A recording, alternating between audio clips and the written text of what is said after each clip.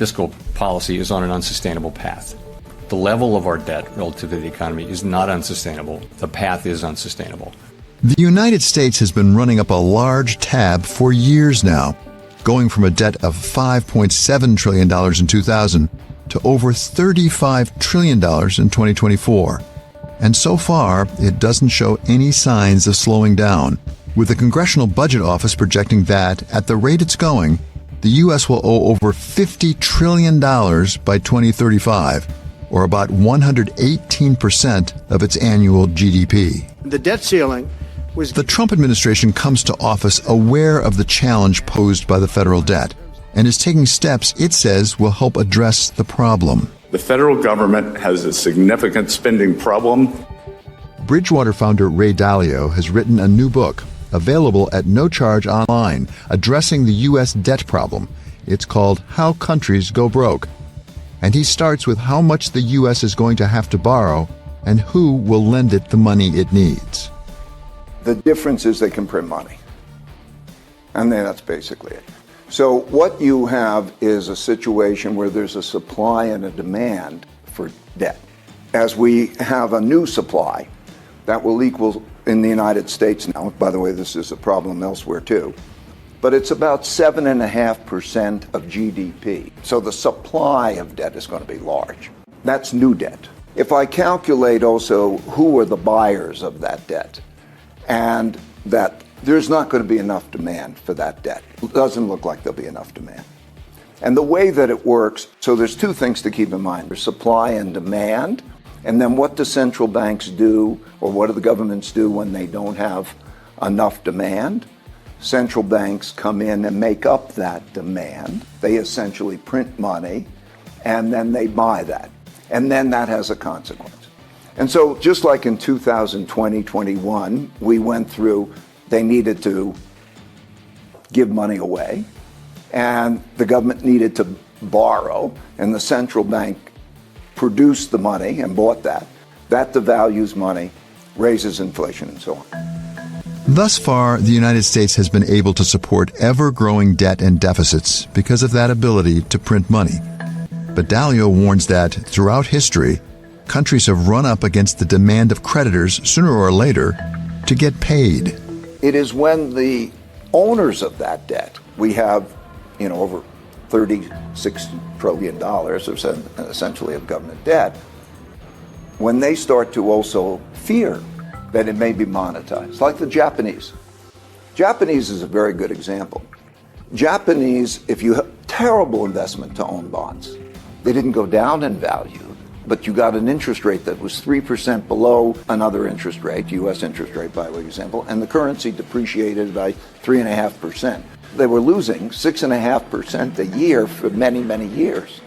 That's what it can be like. Of course, there's an inflation component that enters into the depreciation. One of the things I also want to emphasize is people pay too much attention to depreciation against another exchange rate. Normally at such times, many countries have this issue, and they don't want their currency to depreciate.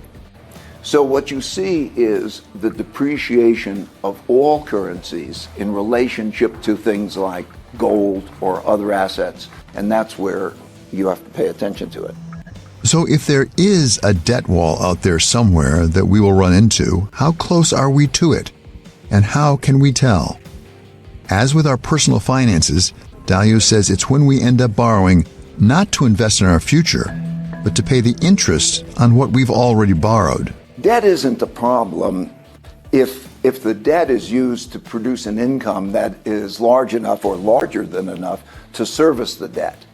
It's like a company, if you were like your finances. But what happens is it accumulates, tends to accumulate. Think of it like a disease that has a progression, and it goes through these various stages.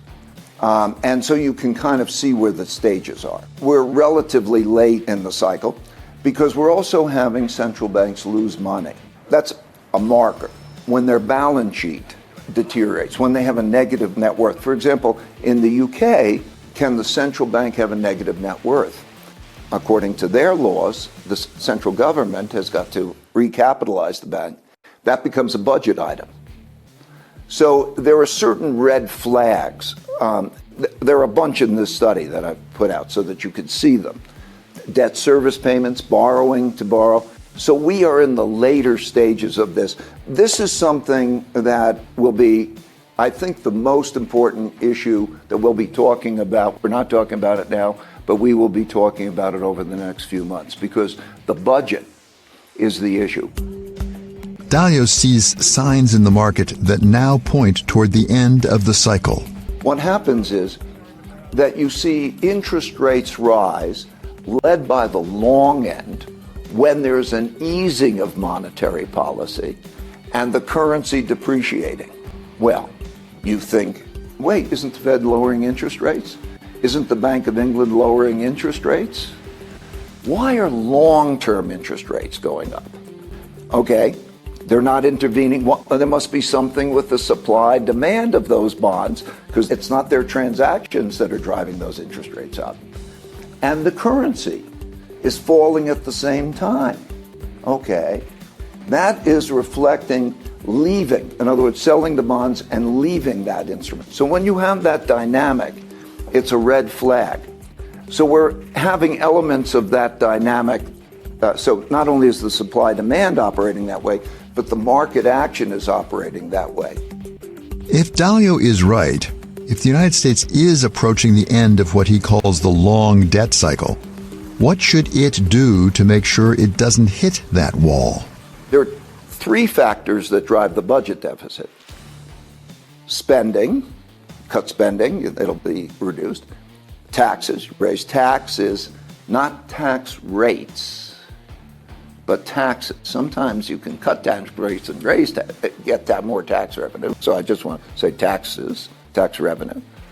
But interest, if the government was operating as a unit with the central bank and there was a coordination, if there was a fiscal tightening coordinated with monetary easing, both of those things reduce the problem. And so an action of getting it at 3% of GDP, if I scream out a number, the 3% solution, I think that the policymakers have to start from the top and say 3% of GDP. We can do this. We will do this in one way or another. They can't let their pet programs, I think they don't have that mantra. They don't have what is the amount, and then they have to agree at least. If we can't agree, what do we do? Do it proportionately. Whatever you do, you must do this.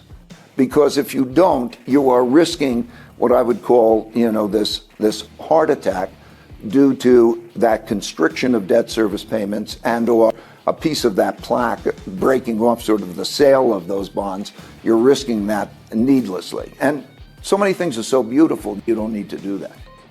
In the end, Dalio's How Countries Go Broke isn't simply a jeremiad.